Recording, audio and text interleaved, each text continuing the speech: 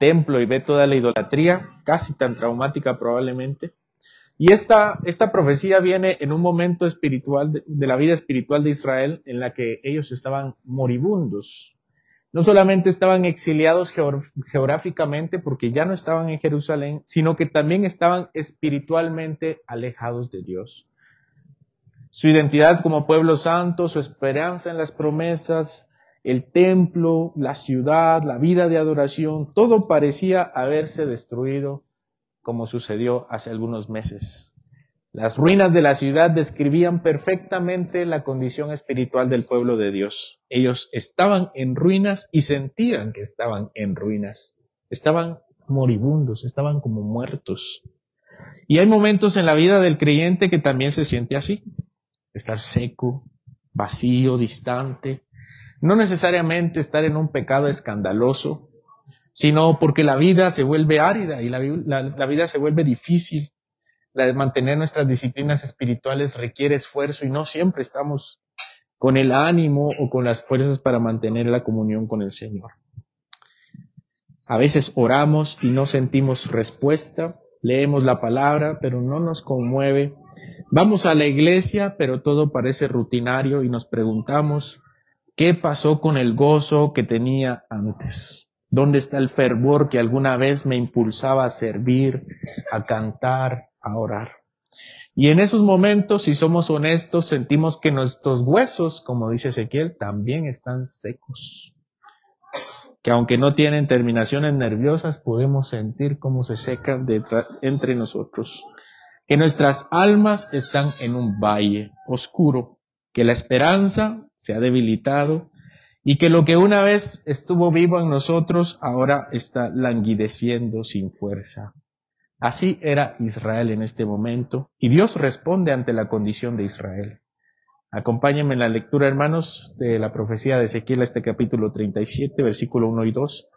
Dice Ezequiel, la mano de Jehová vino sobre mí, y me llevó en el espíritu de Jehová y me puso en medio de un valle que estaba lleno de huesos, y me hizo pasar cerca de ellos por todo en derredor, y he aquí que eran muchísimos sobre la faz del campo, y por cierto, secos en gran manera.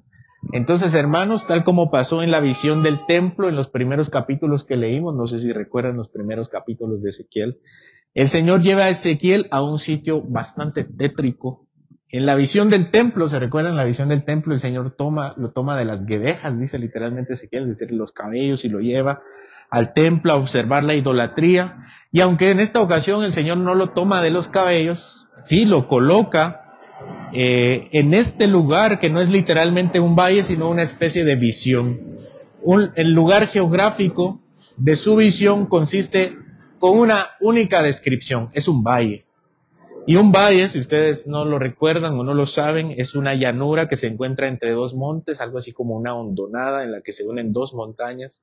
Y allí estaba Ezequiel en medio de una pila de huesos secos. Ezequiel no los estaba viendo desde las montañas como quien observa un cementerio a lo lejos. Ezequiel estaba en medio del valle de huesos secos. Y ustedes necesitan imaginarse el valle, y no estaba como una montaña como viéndolos para abajo, sino viéndolos para arriba. Estaba rodeado completamente de huesos secos. De esqueletos. Esa cantidad de huesos parece ser una referencia no a huesos simples, sino a una pila de esqueletos que se han despojado de sus carnes hasta solamente quedar el tejido óseo. Los huesos no estaban solamente allí, dice, son solamente colocados, estaban secos. Hace mucho tiempo que estos hombres habían muerto, al punto que ya solamente quedaba el puro hueso. Además que su cantidad, dice acá, que era extremadamente grande. Y yo espero, hermanos, que se sientan perplejos como Ezequiel, llevado a este valle de huesos secos, y preguntarle al Señor, Señor, ¿por qué me has puesto aquí? Quiero que se imaginen a Ezequiel, de repente estaba en su casa, en un almuerzo, tal vez una conversación, y de repente el Señor lo lleva y lo coloca en medio de un valle de huesos secos. Y la pregunta es, ¿por qué el Señor ha llevado a Ezequiel a este lugar? Pero, además de la conclusión que pudo haber surgido al haber llevado a este lugar, ahora el Señor le hace una pregunta todavía más extraña. Versículo 3, el Señor le dijo, así dice Ezequiel, Hijo de hombre, ¿vivirán estos huesos? Si hasta ahora Ezequiel estaba perplejo, La pregunta lo dejaría aún más confuso. ¿Vivirán estos huesos?, le pregunta el Señor. Y yo les pregunto a ustedes, ¿qué le hubieran respondido al Señor?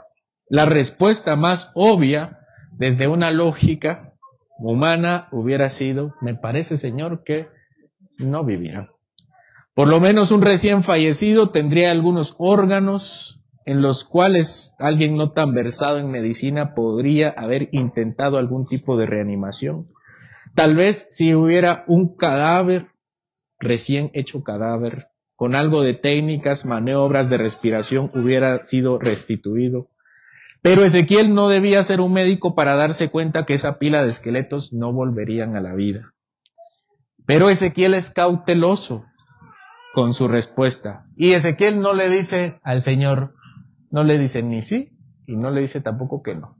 Ezequiel le dice, versículo 3, Señor Jehová, tú lo sabes. Dios no pregunta por curiosidad ni porque no sepa la respuesta. Él quiere confrontar la fe del profeta como también confronta nuestra fe.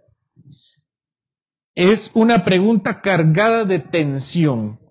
Por un lado, todo indica que no. Es evidente que los huesos no solo están muertos, están secos. No hay vida ni posibilidad visible de vida.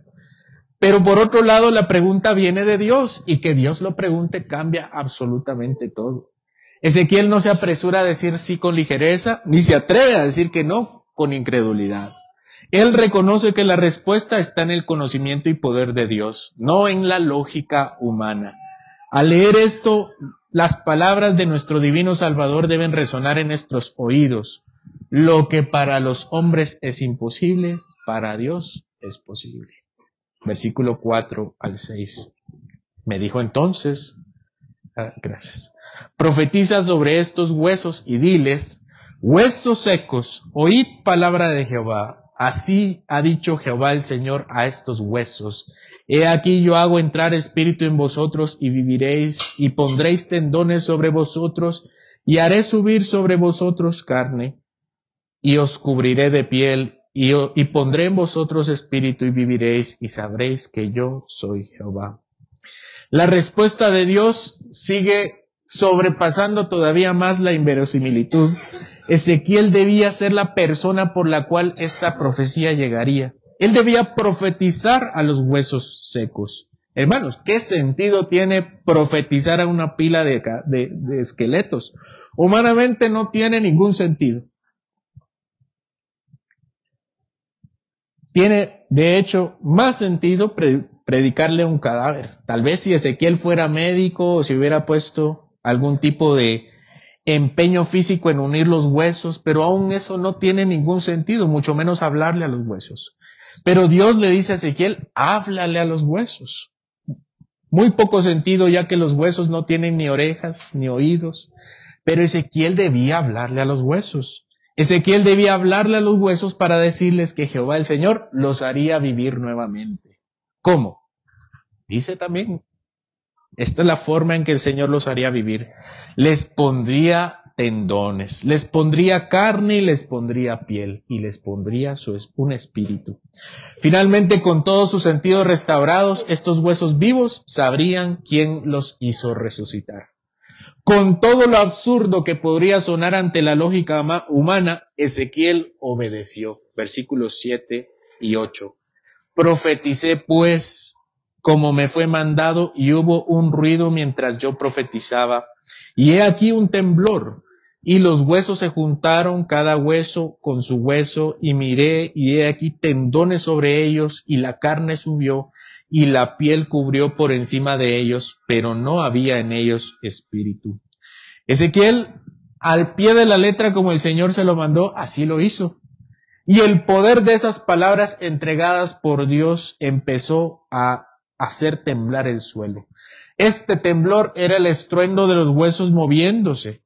Cada hueso empezó a emparejarse. Imaginen, hermanos, que su mente vuela al ver esta visión. Los radios con los cúbitos, las tibias con los peronés, los fémures con las rótulas, las escápulas con los húmeros, y las vértebras con las costillas. Luego los tendones comenzaron a formarse, atando los huesos entre sí con firmeza. permitiendo que estos huesos se movieran poco a poco, y la carne crece sobre sus huesos, llenando los tendones de sustancia y vitalidad, mientras que finalmente la piel se estiró sobre ellos, cubriéndolos con protección y toda sensibilidad.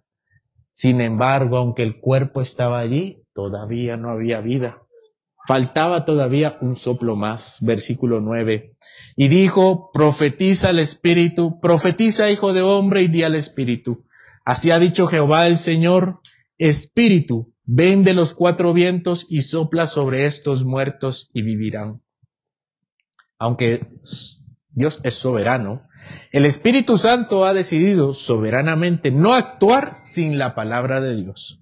Ezequiel debía ser persistente en su profecía. El Señor sabía que los huesos vivirían y que sería su Espíritu quien los haría vivir, pero le dice a Ezequiel, tú tienes que profetizar, tú tienes que decirlo y tú tienes que insistir. Dios le había pedido a Ezequiel que profetizara, pero Ezequiel debía pedirle al Espíritu que llegara y se derramara sobre ellos para darles vida. Que viniera de los cuatro vientos, es decir, de alrededor del mundo, de todas partes, de donde estuviera el Señor, para que viniera a ser el soplo de vida que alguna vez animó al hombre. Versículo 10, y profeticé como me había mandado, y entró espíritu en ellos, y vivieron, y estuvieron sobre sus pies un ejército grande en extremo. Los huesos, entonces, hermanos, que ya estaban reunidos, cubiertos con sus tendones, con sus carnes, con su piel, ahora cobrarían verdadera vitalidad, ya que el Espíritu de Dios vendría con un espíritu nuevo en ellos, infundiéndoles vida. Los cuerpos que, aunque seguían muertos, pronto se levantarían como un gran ejército. Y no era un grupo de hombres simplemente. Eran tantos que la voz de Ezequiel nunca sería suficiente para levantar ni siquiera una cantidad mínima de personas dormidas. Pero para la gloria de Dios, el Espíritu tiene el poder de levantarlos. Toda esta visión es impresionante. Espero que se la hayan imaginado. Pero al final de cuentas, ¿qué significa? Versículo 11. Me dijo luego, hijo de hombre, todos estos huesos son la casa de Israel. He aquí, ellos dicen, nuestros huesos se secaron y pereció nuestra esperanza y somos del todo destruidos. El Señor es increíblemente claro en su explicación. El número de esqueletos es el número de habitantes exiliados en Babilonia. Es más que una apreciación de Dios. De hecho, es algo que ellos mismos dicen. Ellos dicen, nosotros sentimos que somos huesos secos. Ellos sintieron que sus huesos se secaron. Una manera muy poética de decir que habían perdido toda su fuerza, toda su esperanza y que se sienten arruinados. Y es que no es para menos, hermanos. Habían pasado bastantes eventos en la vida del pueblo de Israel, por cierto, culpa de ellos, pero no queda ser sin algo muy grande para ellos. Por ejemplo, la caída de Jerusalén hace unos meses, 586 a.C., la destrucción de su templo. El templo era el símbolo central de la presencia de Dios y la destrucción del templo era el símbolo de que Dios se había retirado. Estaban lejos de la tierra prometida, en una cultura extranjera, bajo dominio de una potencia opresora. Esto significaba la ruptura del pacto de Dios y Israel. Además, la dinastía de David, la de la monarquía, que era una promesa de estabilidad y esperanza mesiánica, al morir el último rey, se habían acabado sus esperanzas de ser restaurados. Muchos sabían que estaban en el exilio por causa de su idolatría, y si la profecía de Jeremías era cierta, que 70 años permanecerían allí, sabían que muchos morirían en ese lugar sin volver a ver a Jerusalén. Los israelitas tenían razones de peso para sentirse como huesos secos. Ya no había nada más que pudiera regresarlos. Y yo creo, hermanos, que nosotros muchas veces nos sentimos espiritualmente secos con mucho menos de lo que Israel vivía. Ellos lo habían perdido todo. Perdieron literalmente su ciudad, su templo, su tierra, su libertad, su identidad nacional. Y hasta de una forma literal, la presencia del Señor se había retirado de en medio del pueblo.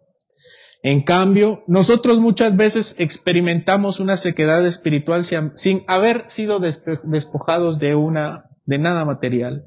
Solo porque las cosas no salen como esperábamos, porque nuestras emociones se enfrían, porque tenemos una u otra discusión con alguien, porque no estamos dispuestos a perdonar o porque la rutina nos abruma y nos secamos muy fácilmente.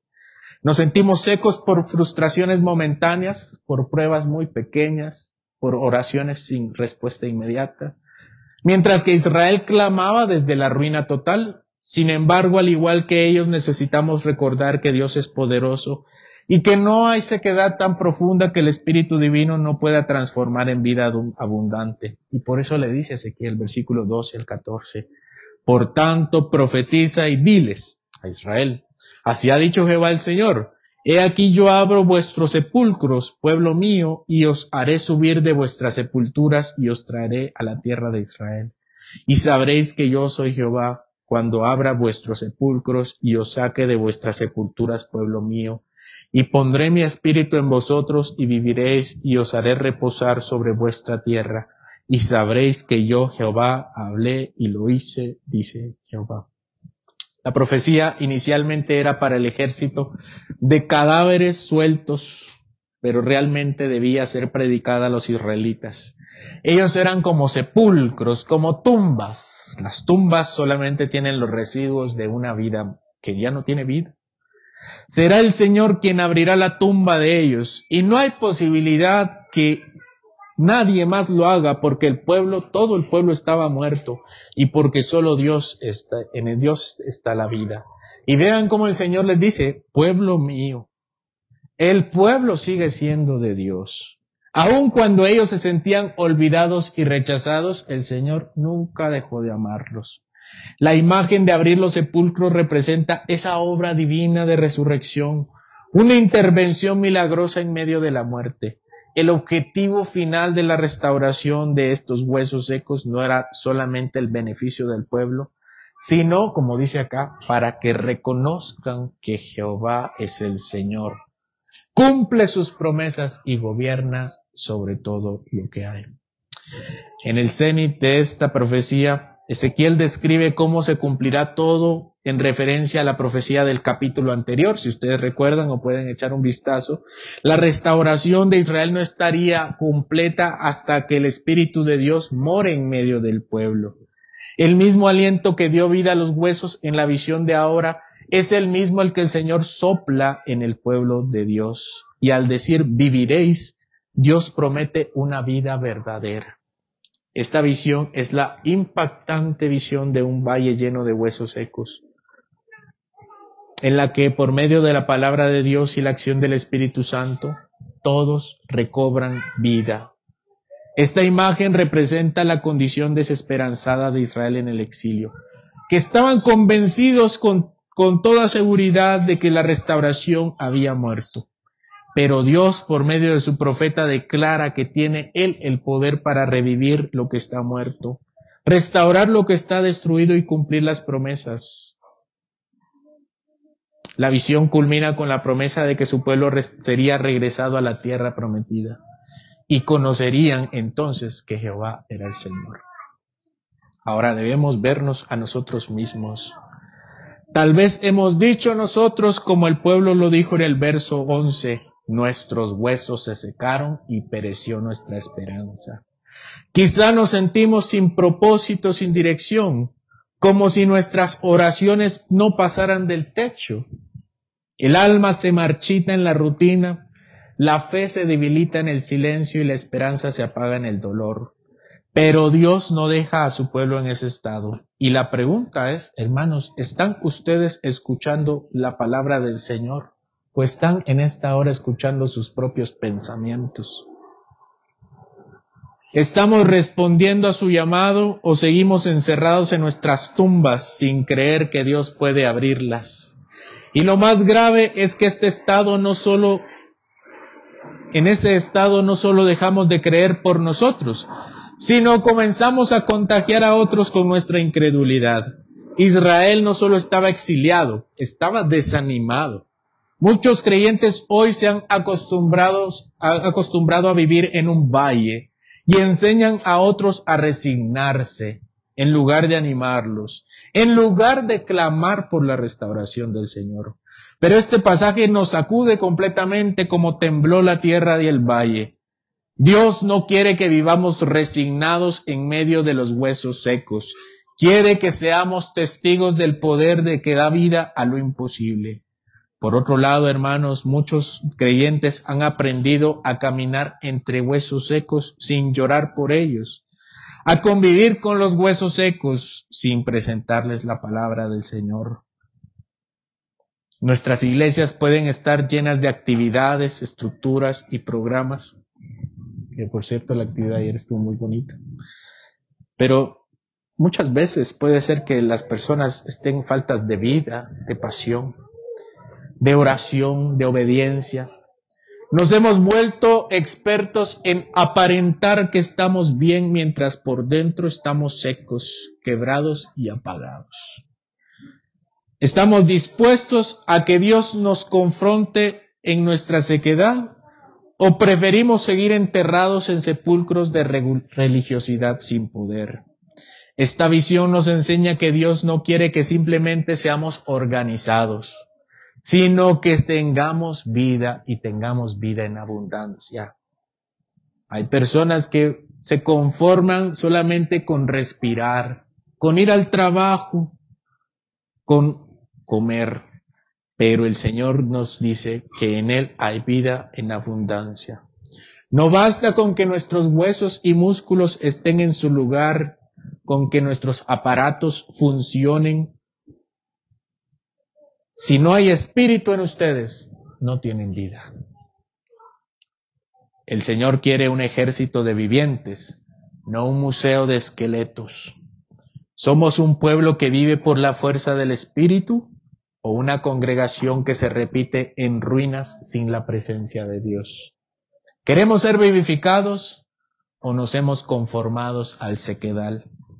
Pero para nosotros también hay esperanza. Porque si al presentarnos delante del Señor con la misma súplica de Israel, Señor, estamos secos, tenemos algo más que la palabra profetizada de Ezequiel. Tenemos la palabra viva y habitando entre nosotros. Cristo, el cumplimiento de esta visión profética, porque Él mismo dijo, Él no dijo, yo profetizo sobre la resurrección y la vida. Tú sabrás, Señor, si los haces vivir. Él mismo dijo, yo soy la resurrección y la vida. La restauración prometida en Ezequiel se cumple en la persona y obra de Cristo, quien vino a buscar y a salvar lo que se había perdido. Él descendió al valle de nuestra muerte y asumió nuestra carne, murió con nuestros huesos y resucitó para darnos vida.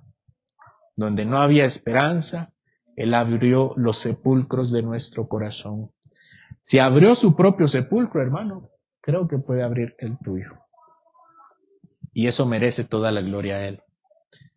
En Pentecostés, lo que Ezequiel anunció se cumplió, ya que el Espíritu de Dios fue derramado sobre toda carne, trayendo vida nueva. Cada creyente en Cristo ahora puede ser un testigo de que Dios sigue soplando sobre los huesos secos. La vida cristiana es posible no por esfuerzos humanos, tan lógico como un cadáver que se levanta, sino por la presencia del Espíritu Santo que vivifica, nos convence, nos consuela, nos transforma y nos hace andar por los caminos de la vida.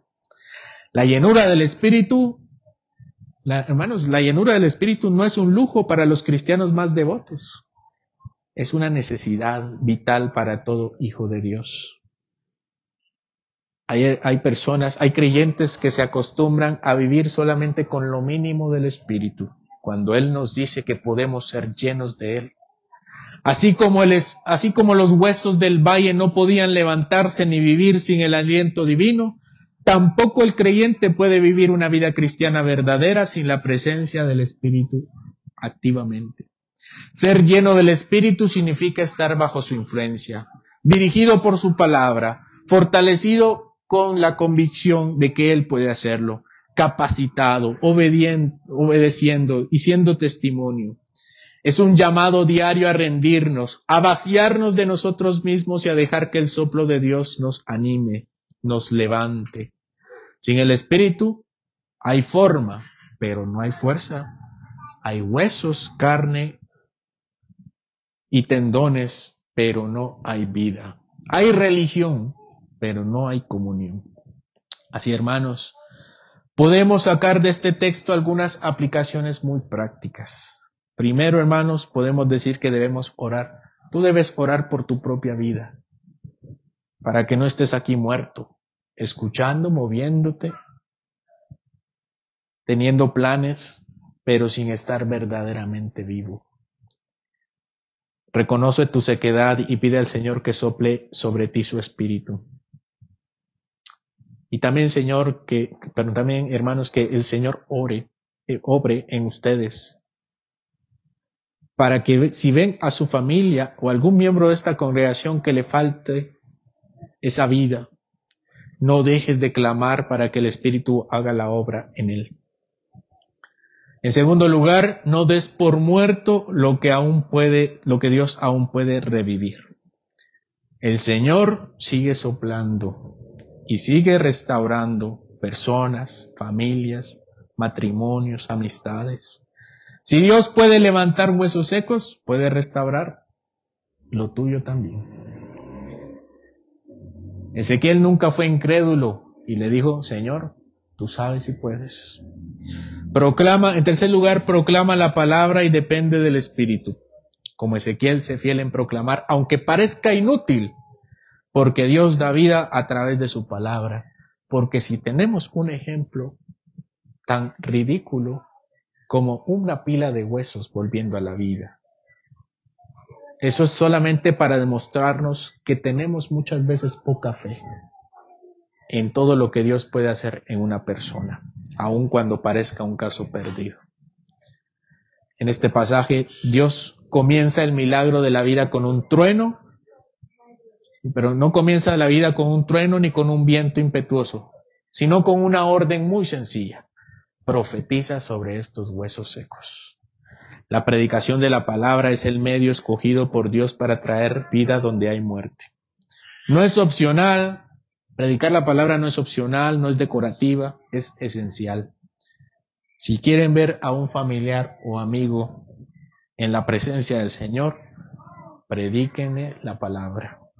Aunque los huesos estaban secos y sin capacidad de oír, el mandato de Dios fue hablarles, porque la palabra no depende de la condición espiritual del oyente, sino del poder de quien la envía.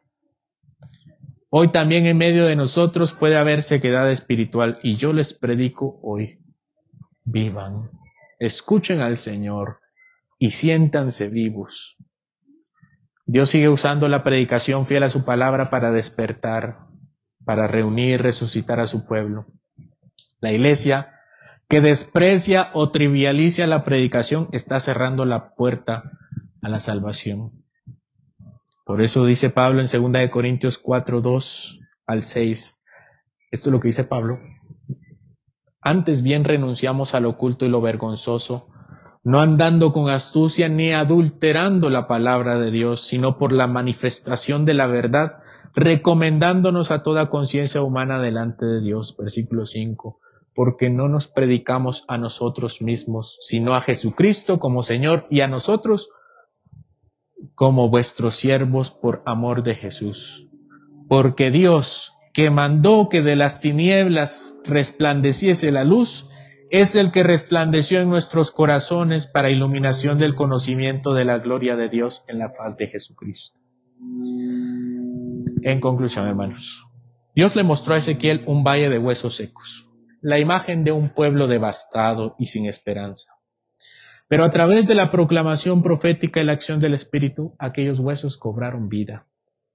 Esta visión nos recuerda que por desesperanzada que sea la condición espiritual de una persona, una iglesia o una nación, Dios tiene el poder para revivir, para restaurar y transformar. Su promesa nunca falló. Cristo vino a traer vida y el Espíritu sigue soplando sobre corazones muertos. La pregunta es: ¿nosotros estamos dispuestos a escuchar, creer y recibir su vida? Amén. Oremos, hermanos. Señor nuestro Dios, te damos gracias, porque tú hablas y haces vivir. Tu palabra no vuelve vacía a ti, y por ella llamas a los muertos a la vida. Gracias por recordarnos que aunque estemos secos, dispersos, corazones distraídos, sin fuerza, alejados de ti, Señor, tú puedes restaurar, unir, vivificar por tu Espíritu. Danos fe para creer en tu promesa y danos obediencia para caminar en la vida nueva que tú ya has trazado para nosotros. Haz que esta palabra permanezca en nosotros por medio de tu Espíritu, que no caiga en tierra estéril y que dé fruto abundante para tu gloria. Aviva a tu iglesia, resucita corazones dormidos y haz correr sobre nosotros el río de tu Espíritu. Todo esto lo pedimos en el nombre de Cristo, quien es la resurrección y la vida. Amén.